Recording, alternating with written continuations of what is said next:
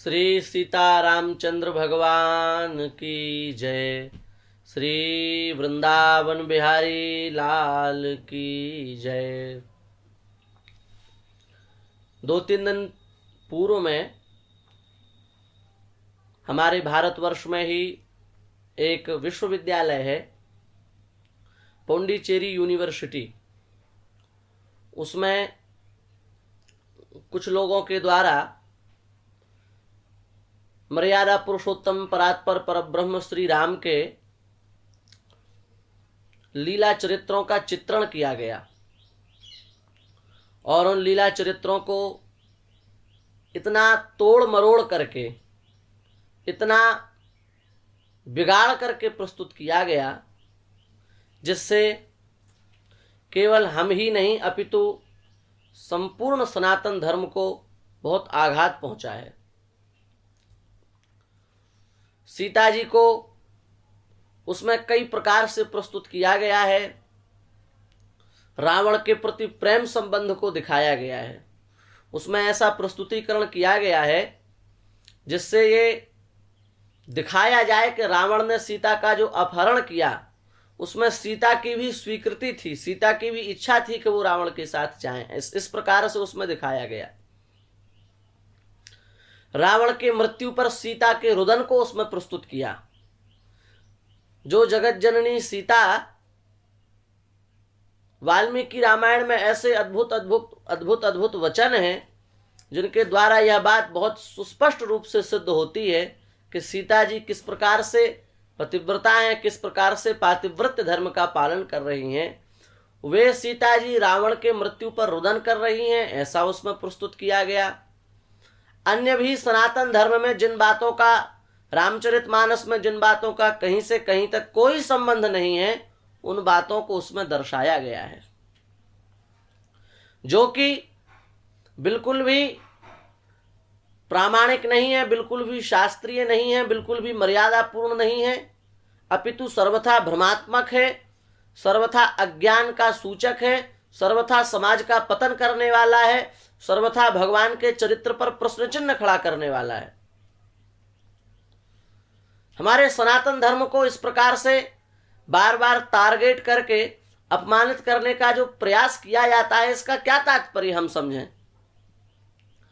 अभी कुछ दिन पहले की घटना है, किसी महिला ने जय श्री राम बोल देने पर छात्र को मंच पर ही तिरस्कृत कर दिया। इसका क्या रहस्य है भाई? राम के देश में यदि राम का नाम ना लें, हम रघुवर के देश में रह करके रघुवर का नाम ना लें तो फिर हम क्या करें?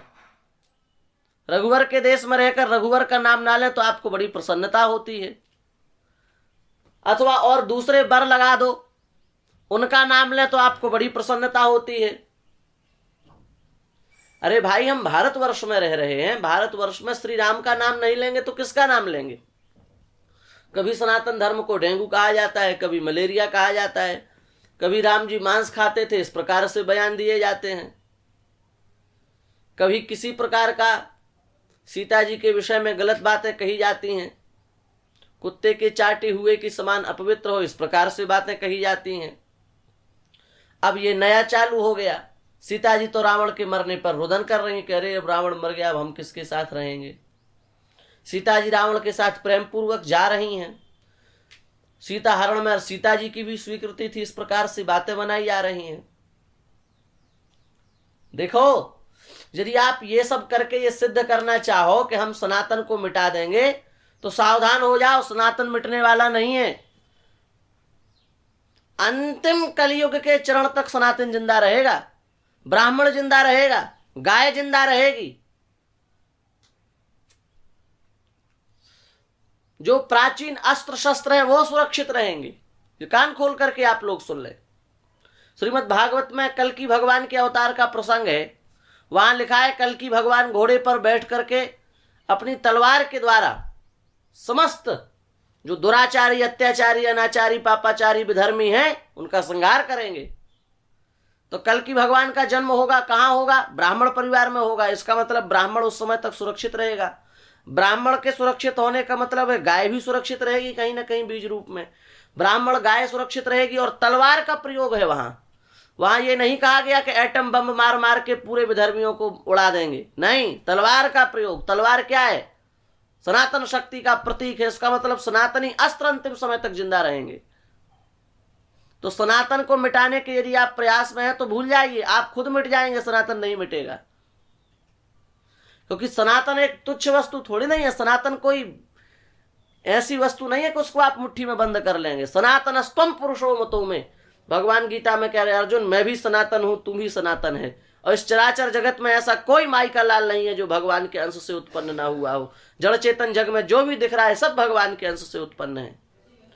और जब सब भगवान से उत्पन्न है तो पूरा विश्व सनातन है। अब इसको तुम कैसे खत्म करोगे? सतयुग में हिरण्याक्ष आया, उसका भाई हिरण्यकश्यपु आया, वो भी सनातन को मिटा नहीं आए थे, खुद मिट गए, नहीं मिटा पाए। त्रेता में रावण आया, पूरे खानदान के सहित आया,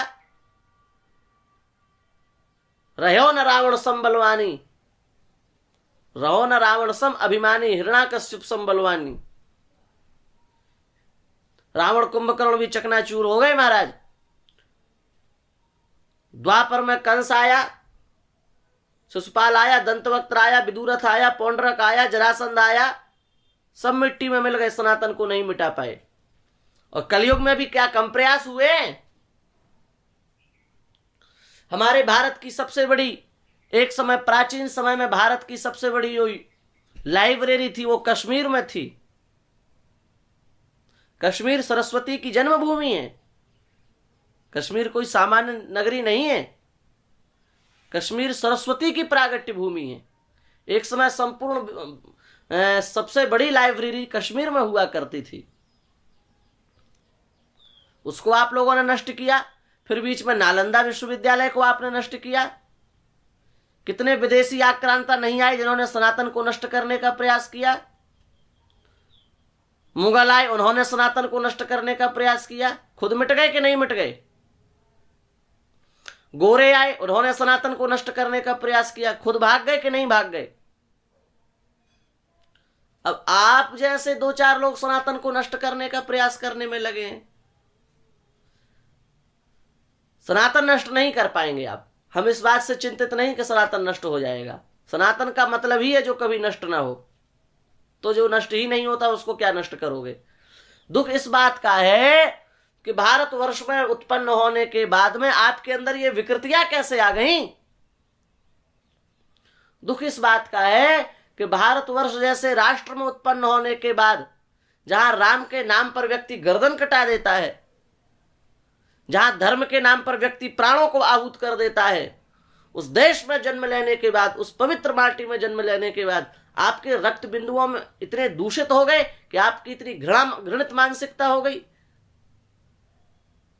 सावधान हो जाइए। इस प्रकार से आपके जो कुत्सित प्रयास है वे कभी दूसरे धर्मों के प्रति क्यों नहीं होते? क्यों नहीं आप किसी दूसरे धर्मों के भगवान को अथवा किसी संत को टारगेट कभी कर पाते हैं? राम के नाम पर कभी ना कभी कुछ ना कुछ षड्यंत्र, कुछ ना कुछ कुत्सित प्रयास, कुछ ना कुछ गंदे बयान देते ही रहते हैं लोग। राम नहीं मिटने वाला देश से। आराम कल्प वृक्षाणाम विराम सकलापदाम अभिरामस्त्रलोकानाम।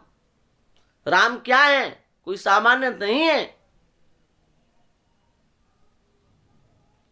देश ही राम है, राम ही देश है। राम को देश से अलग नहीं कर सकते आप। भगवान श्री राम की जो सत्ता है उसको आप नहीं मिटा सकते। भगवान की सत्ता कौन मिटा सकता है इस संसार में? इसलिए हम बारंबार आप लोगों को सावधान करते हैं, बारंबार आप लोगों से कहते हैं कि अभी भी सुधरने का समय है, सुधर जाओ।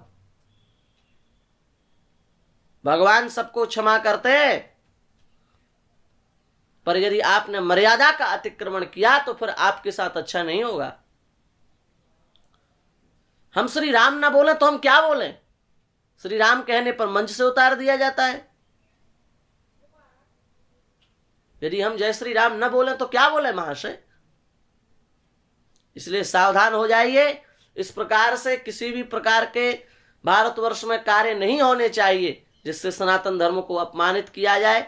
ऐसे कुछ कार्य किए जाएं जिससे सनातन धर्म अपमानित हो, ऐसे कार्य भूल करके भी इस राष्ट्र में नहीं होने चाहिए।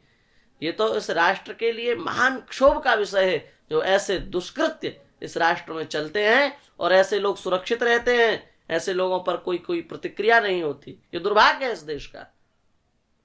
इसलिए बहुत सावधान रहने की आवश्यकता है। ऐसे लोगों को एकजुट होकर के ऐसे लोगों का विरोध होना चाहिए, ऐसे लोगों को समझाना चाहिए और इस प्रकार से शिक्षा देनी चाहिए कि अगली बार इनकी हिम्मत ना हो ऐसी कुचेष्टा करने की। इस प्रकार इनको शिक्षा देनी चाहिए। मन बहुत आहत था, इसलिए हमने कहा कि सब लोगों तक यह संदेश अवश्य पहुंचाना चाहिए। उस विषय को आप सभी लोग देखें और देख करके समझें कि किस प्रकार से ये अंदर ही अंदर सनातन धर्म के प्रति दुर्भाव फैलाने की चेष्टा की जा रही है। नए बच्चों के मन में सीता जी को लेकर के क्या दिशा दी जा रही है, राम जी को लेकर के क्या दिशा दी जा रही है, आप देखें।